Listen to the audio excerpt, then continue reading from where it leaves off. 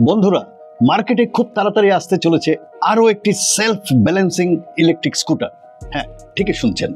না, এটা কোনো ক্লিক বেট নয়। এই চ্যানেলে ভিউ বাড়ানোর জন্য কোনো হাওয়াবাজি কথা কিন্তু আমরা বলি না। প্রশ্ন হচ্ছে, কোন কোম্পানির স্কুটি আর কবে লঞ্চ হতে চলেছে?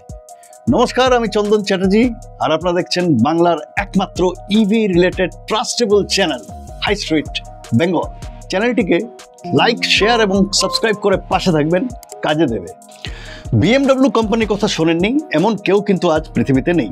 BMW সম্প্রতি তাদের self balancing electric scooter IAA mobility শোতে শোকেজিং করেছে।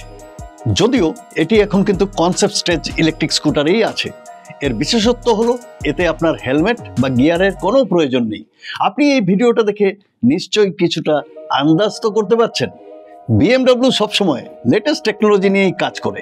ইলেকট্রিক স্কুটি মডেল CE04, যা একটি ফিউচারিস্টিক কনসেপ্ট ইলেকট্রিক স্কুটির মতোই দেখাচ্ছে, তাতেও থাকতে চলেছে ফুললি লোডেড ফিচার্স।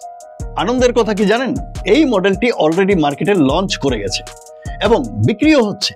এটার উপর বেস করেই এই নতুন সেলফ ব্যালেন্সিং স্কুটারটা আসতে চলেছে। আর এর বিশেষত্ব হলো এই স্কুটিকে নানাভাবে বিভিন্ন ক্ষেত্রেই ব্যবহার করা যেতে পারে। ভিডিওতে বিভিন্ন কাস্টমাইজ লুকস আপনারা দেখতেই পাচ্ছেন। আপনি একজন ক্যামেরাম্যান হন কিংবা প্রোডাক্ট সেলার অথবা একজন ডিজে, সবকিছুই কিন্তু এর সাথে ফিট করতে চলেছে।